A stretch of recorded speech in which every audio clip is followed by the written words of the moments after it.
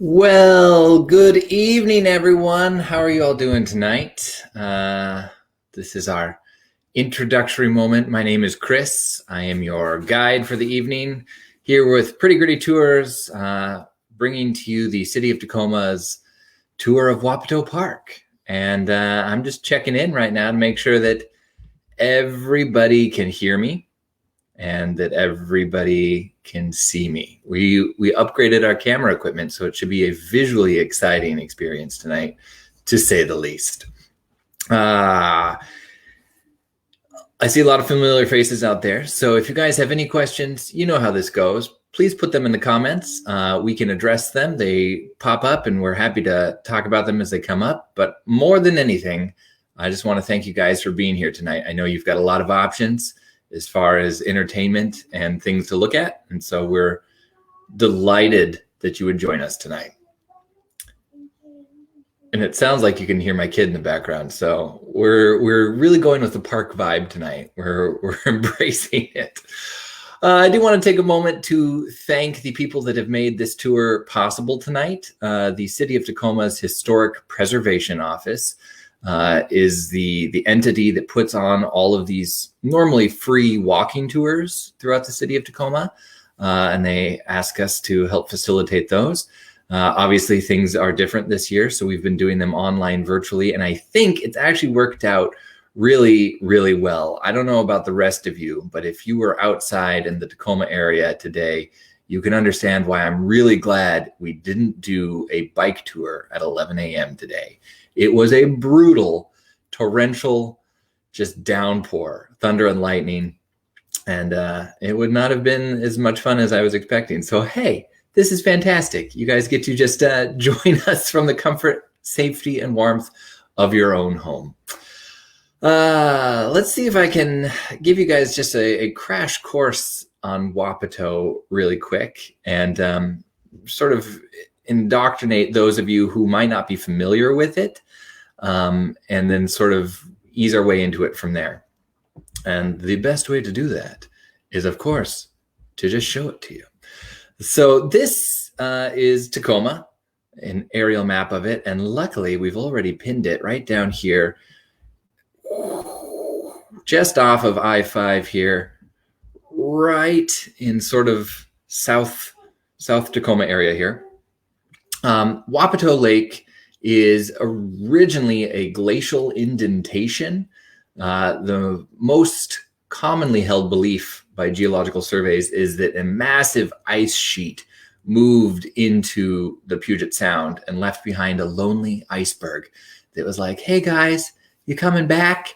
And that over time it melted and created Wapato Lake, which is not a particularly deep lake. I don't have an accurate read on how deep it is, but if I had to estimate, it's somewhere between very, very shallow and not very deep feet deep. It has been around for a long time, and that's actually where it derives its name. But here, I'll get ahead of myself. I just wanted to give you guys sort of a visual representation of what the park itself actually looked like. The story of Wapito is actually a pretty intriguing one, and some very major players in Tacoma's history are responsible for making it well known and for creating the park as we know it today. Before we do all of these tours, we always like to acknowledge the fact that all of Tacoma is on the ancestral lands of the Puyallup tribe, and that really it's their story that made this area possible. Where we sort of pick up the tail comes after. So there we go. I think that sort of gives everyone the basic questions. Do you have any like, now that we're doing the virtual tours, I always want to be mindful of the fact that there are some people who may have never even been to Tacoma yet. I don't want to go flying off the way I would have if we were on a bike tour, which by the way, I don't know if you guys were training for that bike tour, but I was ready. And now nobody to show off my bike body for. It's really disappointing. Okay, it looks like we don't have any major questions, except we do have a really good one about the lake right here. Thank you, Faye. This is an important part of the story, and I don't want to leave it out. That's not what we're about. We at Pretty Gritty and with the city of Tacoma, I've always had an understanding that a lot of these tours are designed to help people understand the area, to increase a level of affection for it, and to just help them feel ownership of their community, you know? And so we're not going to shy away from that. The lake has had its ups and downs of essentially pollution and toxicity. And there have been moments where they're like, never go in that lake. And then there are moments where it's been a really fine recreational area. And we're going to weave that into the story. Don't think that this is a puff piece for the area. I think it's an incredibly beautiful park. I think it has a rich history in the area. And there have definitely been moments where you shouldn't even touch the water. But again, getting ahead of myself. Before we dive in completely, though, it's a pun. I just want to take one more moment to thank everyone, because today's tour is the final tour of Historic Preservation Month. May is always Historic Preservation Month here in Tacoma, and we got to kick it off with our Sacred Spaces tour, and we have the distinct pleasure of being able to close it out with our Wapato Park tour. But there's been a lot of incredible stuff going on in Tacoma for Historic Preservation Month. And if you missed any of it, lucky you, it's all online now because it all had to be done virtually. So yeah, here we go. Let's see if I can take you guys into my virtual masterpiece that I've crafted for you all today. It's gonna be real good. So hopefully you can see this here. This is a basic layout of Wapato Park as it is more or less today. I think this is the most accurate map I have, except this is a generous adaptation of it. The small portion of the lake at the north end there is not really a lake by any definition whatsoever. It's a wetland at best. I think a marsh is the most accurate description of it. And while the Wapito area used to be more expansive at times, it's gone through so many different re-envisionings that the most current one would put water on a map, but if you were to go there, you would not encounter something that you would ever want to swim in. It's a marshland. It's a dense, boggy, peat-filled duck habitat, and not one that you could possibly swim in. Wapito itself, though, is the name of a plant. It's the indigenous word for the Sagittaria latifolia, which is this arrow-shaped plant on the right hand of the screen here. And it has a tuber at the bottom, almost like a small potato, that was really essential to the diet of the Nisqually and the Puyallup peoples that were living here. And so the wetland in the lake actually gets its name from that word, Wapito, which is discussing the plant. It's also the same name of Wapito, just outside of Yakima, and it's the same divination of that word there, which if you don't know, now you know. Pretty cool stuff.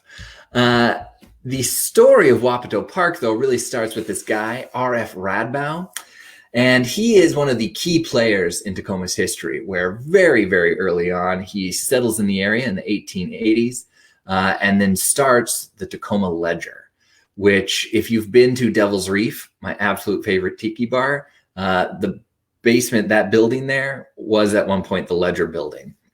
And Radbaugh, he's a mover and a shaker. You know, he sets up the Ledger in town. He really invests in real estate. And one of his major contributions is streetcars. He starts a streetcar line and company that ends up connecting downtown Tacoma to Fern Hill, which our next virtual tour is actually going to be of the Fern Hill neighborhood. We're going to actually walk around it with a camera. It's going to be real good stuff. But he's a major player in the Tacoma area. And one of the big things he does is that he initially buys 80 acres around and including Wapito Lake and builds his personal residence down there. And there's nothing. I think there's 2 homes or like 2 families in between Wapito Lake and downtown Tacoma. And he just rides a horse to work and from work every day. But he's instrumental in developing that area, not just because he purchases the land, but then he's like, oh, you know what? this place is gorgeous. People are going to love it. Let's buy a bunch more land and start a bunch of real estate out there. So this is our boy, very stunning coat, posing in front of the Bell system down here. Brief timeline for you, basically everything I just told you, but gives you some more definitive dates. 1881 to 1888, we see a lot of development in the area, and the big thing that really made it is that streetcar line. And this is the only picture that I can really find that sort of gives you an accurate representation. It used to run directly from downtown Tacoma to the park itself. So Wapito starts as a privately owned estate, essentially, but RF really wants to change it into an area where people can come and sort of savor the luxuries of a European park style. So he just opens it up. People are encouraged to come down, and they really do a lot of development to turn it into a privately owned park. Very generous of him. Not a bad idea either, because now a bunch of people want to buy houses down there, and he really develops the area to the point where we get this sweet photo of Mr. Anton Fox, the owner of a milk company. He would do milk and cream donations, kind of like Smith Brothers Farms, but as a boy born in Switzerland, he moved to the Tacoma area and really followed his dreams. And I just love this one here because it's got Daisy and Billy, the milk horses up front there, and Teddy Bar. You heard that right. Teddy Bar, B-A-R, is the dog, sort of blurrily looking at the camera right there in front. These are all courtesy of the Northwest Room at the Tacoma Public Library. So if anyone is interested in seeing some more of Teddy Bar, I can send you guys the link down in the comments below. While we're talking about the development of Wapito, there's some key players there that I don't want you to miss out on.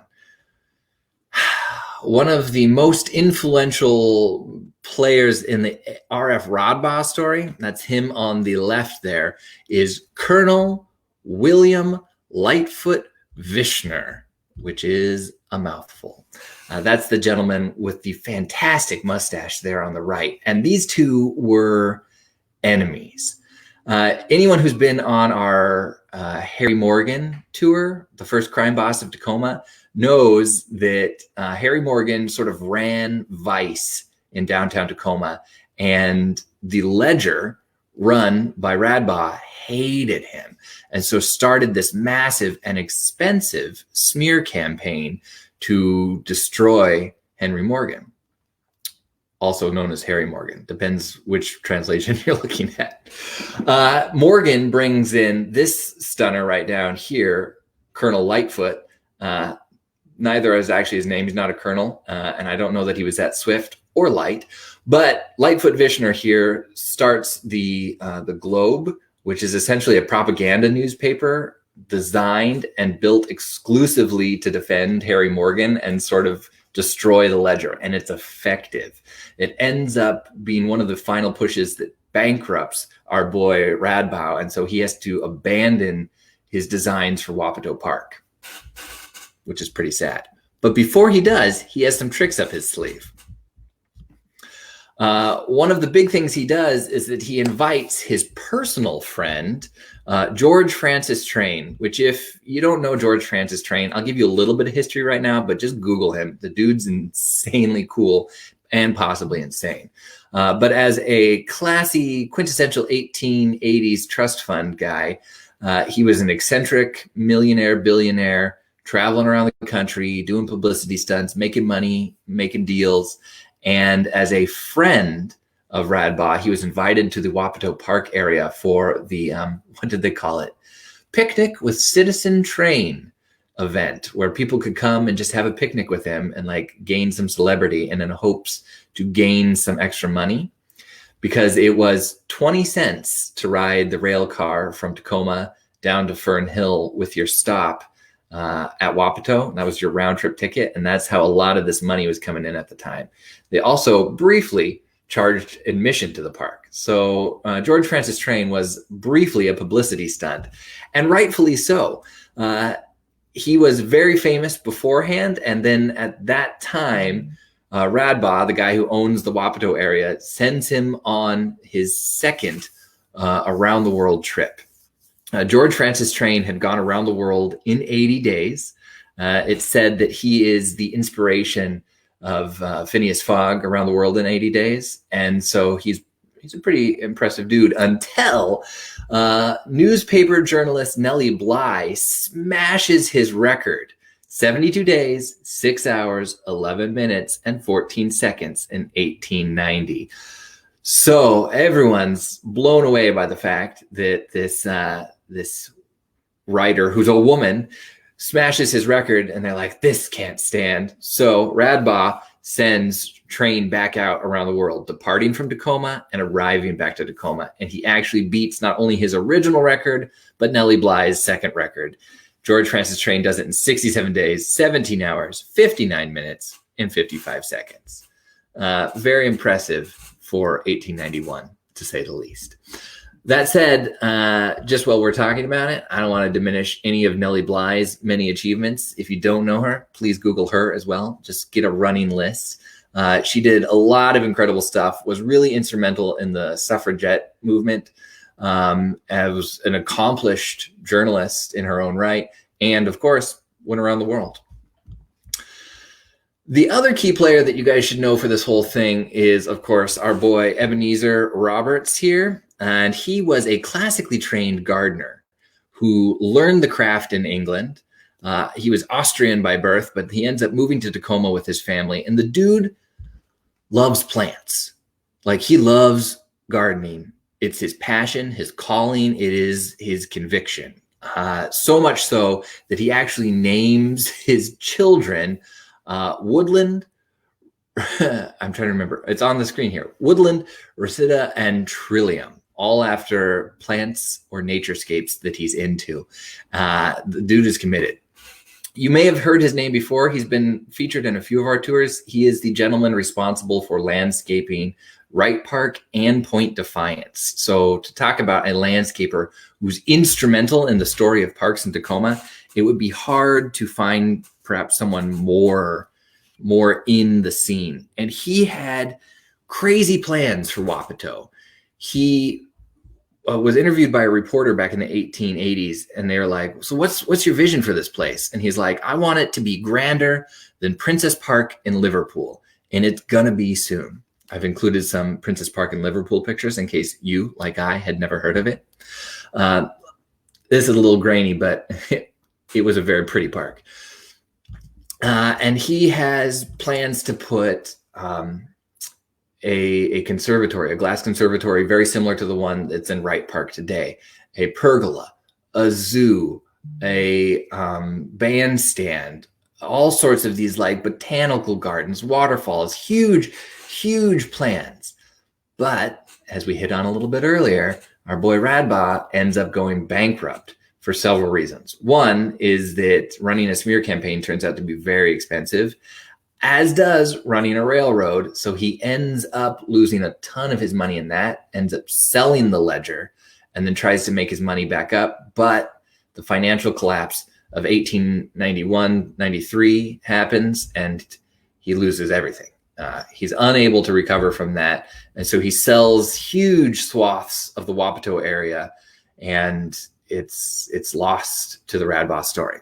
But in its heyday, here's some sweet pictures of it. And like I said, it was used as a recreational oasis. It was designed to be the place where you would escape the pressures of living in the Wild West. You could come and obviously get a rowboat. You could go, and this little Austrian-looking sauna thing over on the left here is actually a bathhouse changing house, so that you could come in, put on your cool old-timey bathing suit, and then just go through the trees there off the dock into the water. Roberts also designed the pagoda here. So it had some really sweet designs in it before the money ran out, and those original fixtures were unfortunately just lost over time. And it's all due to 1893, which, if you're only thinking of the 1930s as the Great Depression of America, you should familiarize yourself with the 1893 wheat and cattle famine, which destroyed a lot of the sort of rich players in America at the time and globally. But a lot of the key players lost their money in Tacoma, and Radbaugh was no exception to that. He lost all of his fortune. Alan C. Mason, his other personal friend, a huge investor in the area who came up with the Star of Destiny to promote Tacoma, all his money. Everyone goes bankrupt. Tacoma loses out on its ability to become Seattle. It's a tearful story for years and years to come, although I think we came out better for it.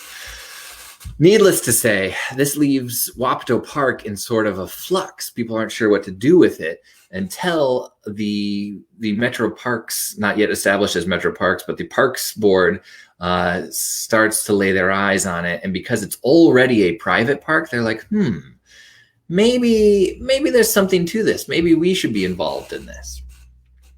Before I jump onto that, though, I want to give you guys sort of a visual timeline of the park. And if you're not familiar with Tacoma map, oh man, I'm about to rock your world. Tacoma map, if you just go to tmap.city, wow, what am I doing? I'm going to put it in the comments for you guys right now. I don't have to spell everything out in real time. The link that I'm putting in the comments for you guys is to the City of Tacoma's digital map collection. And you can go through aerial shots through time, which is what we're about to do. So you're welcome. This is Wapito Park in 1931, and you can see that it had been only moderately developed. It was mostly populated by the fact that that street line leaving directly out of Tacoma down to Fern Hill gave people direct access to real estate down there. By 1950s, you see more development in the park and just a little bit more sparse residential area around it. Eventually, by 1973, there's a huge community. You can see all of that residential area to the right there. The addition of a ball field into the park, and most of that is an addition from the 1930s. 96, things are looking good again. We missed out on an aerial shot from the 1980s in which the lake was in a pretty dire condition. But don't worry. By 2008, you get to see that rich green color on the lake again, which is what I know a lot of people that have grown up in Tacoma sort of associate Wapito Lake Park with, is that green tinge to the lake. But a tremendous amount of work has been put into making it a safe lake again. So by 2020, a year not known for safety, we have Wapito Lake. This was taken not too long ago, and it is safe to go in again. But you also get to see just the tremendous amount of development there. Of course, Interstate 5 dramatically changed the landscape of Wapito Park, not geographically, but just the area around it. Turned it finally into the fashionable neighborhood that Radbaugh first envisioned for it. So it's kind of a coming of age story for Wapito Park, if you will. The original park, though, was this. These pictures are from the 1930s and 40s, sort of at the prime of it being a park that people would go and swim at. You can tell by the very fashionable bathing suits that we have pictured here. And all through the early 1900s, like in 1914, 1916, there was a lot of like public access to the park, but it wasn't yet an official city park. And that didn't happen until the 1920s through several generous donations. One of the most notable of which is Mr. and Mrs. Horace Scott. They end up donating 20 acres of the park as we have it today. And it was just private land that they owned that had been sold off in sort of the Radbaugh liquidation. And just as a gift to the city, they gave those 20 acres. And that was really sort of the foundation of the city getting a foothold to now become involved in Wapito Park, which was deeply important to the story of everything, because as just a privately owned estate, it was always very well maintained because he had, an Austrian world-class gardener out there taking care of everything. When Radbaugh lost it, it became sort of a wild land again. And if any of you are familiar with people, you may know that we don't always pick up after ourselves. So the lake fell into sort of disrepair, but by the time that it becomes a city park, a lot of money can really be devoted to turning it into a precious place. Except, wouldn't you know it, disaster strikes with the Second Depression. 1928, Public Parks asks Wapito Lake to become a municipal area and a playground. 1932, Park Board grants permission for concessions to be going on out there. But in the 1930s, nothing can really happen to it except one of the most important things ends up happening to it. This is a reopening in 1938 to celebrate the WPA comes in the 1930s, really develops the park as we have it today. So the most iconic structures in the park, the picnic shelters, the bathhouse, the stone arch bridge, all of these are just hardworking Americans given employment by the WPA, sent out to beautify the park. And it is probably the most lasting legacy of all of it. So I'm going to take you through this really quick so that you can see a little bit of what we're talking about with that. So this is Wapito Bathhouse, built in the 1930s as it would have been seen in the 1970s. Works Progress Administration left some stamps to commemorate their time from 1936 to 1937 out there doing the most. And if you actually enter, I'll show you guys this in a second, through the northernmost entrance of Wapato Park, you can still see these two stone plinths, which have the commemorative messaging on them. Not there, but here. So you can see that it's sort of faded over time, but it's got the built by the WPA. And the northern entrance, I think, is perhaps the one that's least trafficked because it's a foot pedestrian access only. But it has some of the most beautiful parts to it, including pretty direct access to this stone arch bridge there. The Boathouse also is 1930s WPA contribution to the park and one of the more lingering moments. And here you can see part of the plan to renovate and create it.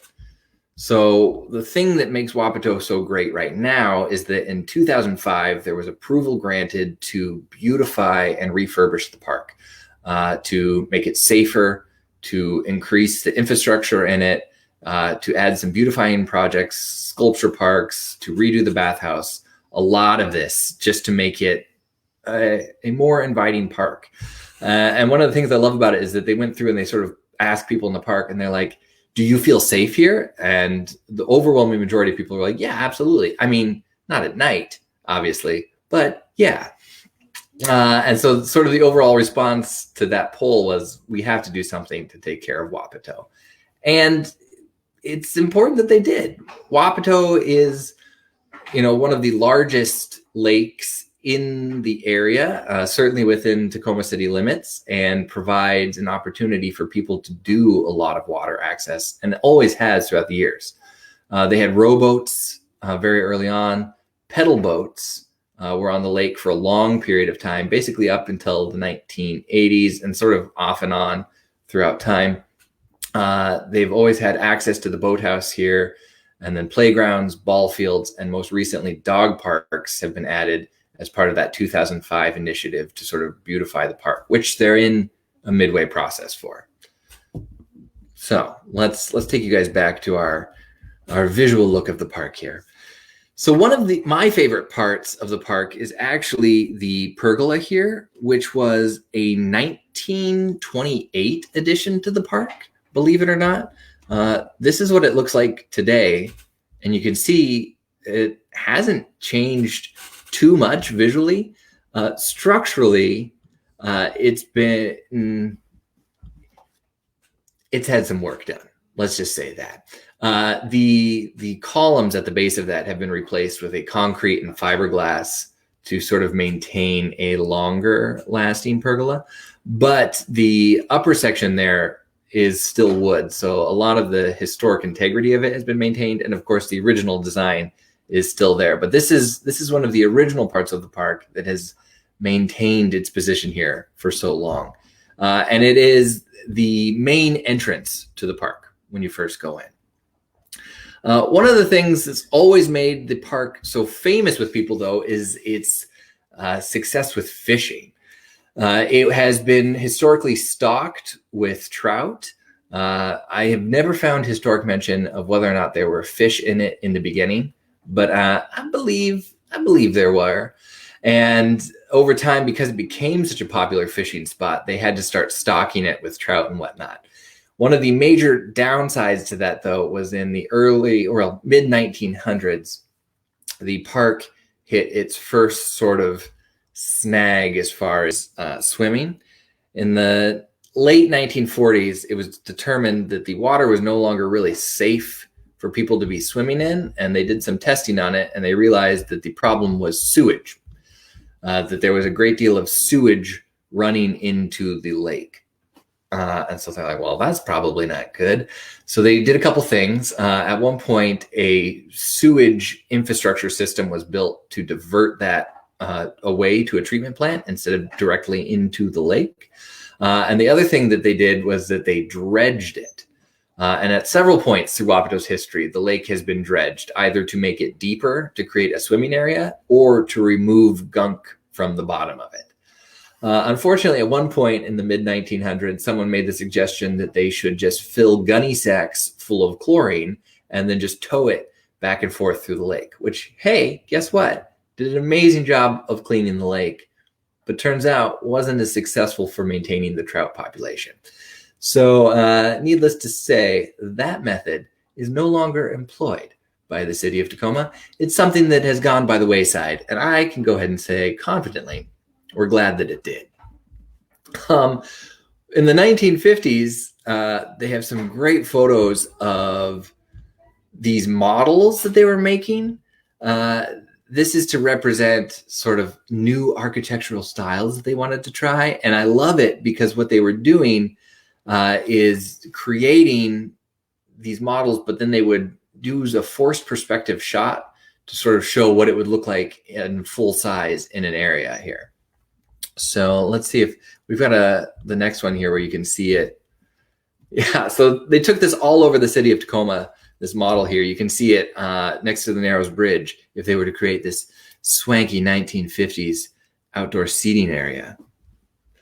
And yeah, so yeah, there were some infrastructure things that they needed to figure out over time, but at this point in time, the lake is, I'm not sure what the official response is. It's safe enough to enter. The documentation I've read says that you can go into the lake, maybe don't swim in it so much right now, but like for stand-up paddleboarding, kayaking, if you want to like dip your hands or your feet in it for a while, you got the green light on all of that.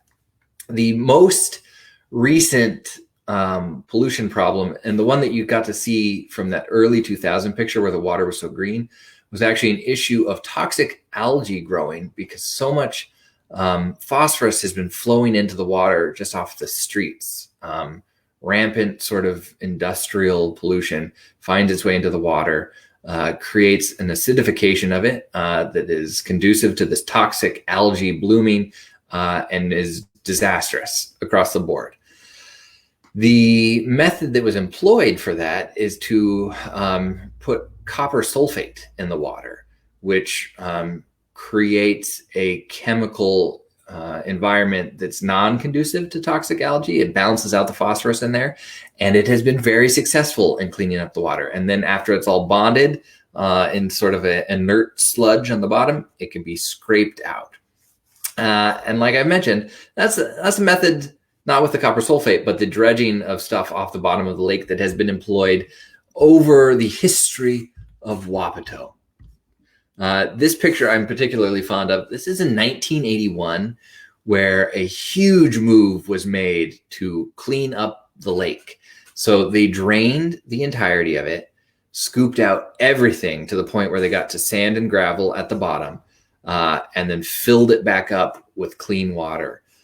And so clean water has now been piped and diverted into Wapito Lake. So there's a constant supply of it coming into the lake now, trying to create that clean atmosphere. But you can see here too, not only the extensive amount of work put into keeping it clean, but also how deep it is, in case anyone was curious. Perfect. I'm glad someone brought this up. So there is one of my favorite parts of the park coming up here in a second is the Pipeline Trail. Let's see if I can take you guys back to our map here really quick. Pipeline Trail is right up here. It's at the north end of the park. Hopefully you guys can see that there. And it's a water pipeline. The city had to create a pipeline at one point to move water from one area to the other, obviously. And when they were doing so, they had this elevated pipe that moves across the wetland here. So it's hard to get sort of an accurate picture of it from the map here. But you're up in the treetops as you're crossing this bridge that sits on top of the pipe. And I love it because you come along the park here. You can go past the off-leash dog park, up across to the very northern border of Wapato Park as it is, and then take that bridge all the way across to, as we mentioned earlier, the northernmost entrance of the park. And that is, if we can fly in here really quick, where you'll encounter those two plinths with the WPA signs still on them. So those are those two right there guarding the entrance to the park as it is today. As you fly out, it's difficult to see with the Google perspective, but this forested area to the left here is all marshy wetland. And then there's the northern part of Wapito Lake here with the footbridge that crosses it. And that's part of the loop trail that goes around the entirety of the lake there, with the most infrastructure right down here with the playground built at the bottom section here, the boathouse, the horseshoe beach, and then right down here where actually the police substation is, you have the public restroom, and then the parking area here, which I think is a sweet sort of cylinder fan design down there. All of these additions have been made slowly over time. And one of the big ones in the 1930s was to create more beaches. Like there were shore access points to Wapito Lake, but to truck in a bunch of sand or to dredge the bottom of the lake and create more sandy beaches was a big part of that WPA movement in the 1930s. So it's you make a valid point. It's definitely designed for one-way traffic when you're in those traffic rounds. If you're parking your car there, you only make that mistake once. Not that I'm speaking from personal experience, but I also might be. I'm going to take you guys back to our visual here because I want to show you guys, if I could bring it up, the Pipeline Trail. But on the way there, you get some visual representation of the park as it is today. One of the big contributions that I think people talk about the most is this kiosk. This was donated in 1967 by the Lunderberg Concrete Pipe Company, and it was designed, as a kiosk for public announcements. It has since been removed. It used to be right in front of the Boathouse, essentially, but I think it's one of the most iconic parts of Wapito that people talk about. Anyone that I spoke to sort of about their reminiscence or memories of the park, what they recall most, for some reason, it is this kiosk, which for me is not one of the most exciting parts of the park, but I didn't want to leave it out in case anyone was really jonesing for it. So Pipeline Trail, this is a couple pictures I got for you guys right here. This is what the bridge looks like. This is from one of the Metro Parks guided tours that they've done throughout the area there. And you can see it goes quite a long ways, and it's difficult to get a feel for how far down it goes. As you're walking over the top of it, it definitely gets deeper at some points. But it's cool because you're in the treetops, essentially. As you're walking through there, you get an elevated sort of aerial view, a bird's eye view, one might say, as you're walking through there, and you get to see everything going on at the top of the trees. And it's a pretty cool experience, honestly. I like this one too, just because it's one of the more forgotten parts of the park. It's not a part that I think people regularly go to, but it's definitely one of the cooler parts to the area, and one that I encourage people to go out and explore. Some of the other cool parts of the park that have changed over time that we would have been able to sort of explore more if we had had an opportunity to do this as a biking tour is the dog park section. Now, there used to be a secondary, a little Wapito Lake that, for all intents and purposes, was just a shallow marsh, really. To have called it a lake at any point was pretty generous. It got dredged a couple times in the hopes of sort of developing it into more of a park, but that never really came about. So after a certain period of time, it was just left to be a marsh. And then in the 1930s, they really did a good job of filling it in and reinforcing it and then turning it into a play field. So if we go back here really quick to our map, the section right over here, which is now the off-leash dog park, was the baseball field for a long period of time. And underneath there, in roughly the same shape, was Little Wapito Lake. And it is now obviously an off-leash dog park. So I think it's the area of Wapato Park that has seen the most dramatic changes. It's always remained a part of the park, both as a private residence retreat and as a city park, but it's definitely the place that people have done the most extensive renovations and changes to this point now, where it is still a useful field, but an off-leash dog park is what's in vogue these days. It does still have some of its marsh history there to it. Now, when we're talking about the Pipeline Trail, you can actually walk through that wetland if you like. If I take you to the map version here really quick, I don't know if it's going to give me you can see the trail section here, and it does run deep into this wetland here. You can see where the trail goes, and that ends up coming up along the way to the Pipeline Trail there, and deep through this marshy section here, which is very much a wetland. You will lose your shoes if you walk through there unprepared for the situation. The mud can have very intense suction, and the trail can get lost very quickly. So it doesn't look like a huge area, but if you're going to be bushwhacking through the area, bear in mind that it is still a wild wetland down there, and not a place that you want to get lost or stuck, to say. But the trail itself is well maintained and really quite nice down there. So looking ahead to what Wapito has in store, like I said, in 2005, it was approved for a series of developments, infrastructure redesigns, and beautification. And I'm trying to think if I have the finalized plan for that. I have a sweet picture that I'm going to see if I can bring up for you guys really quick here of sort of the grand vision of what the park is going to look like when it's done. And here we go. So this is the hope of Wapito's future. You can see, obviously, the northern end of the lake is much cleaner and more developed. The water is pristine. Of course. The addition of the fountain at the southern end is both, I believe, for beautification, drawing people in, but also it cools the area and gets extra oxygen in the water. So it's a clever design.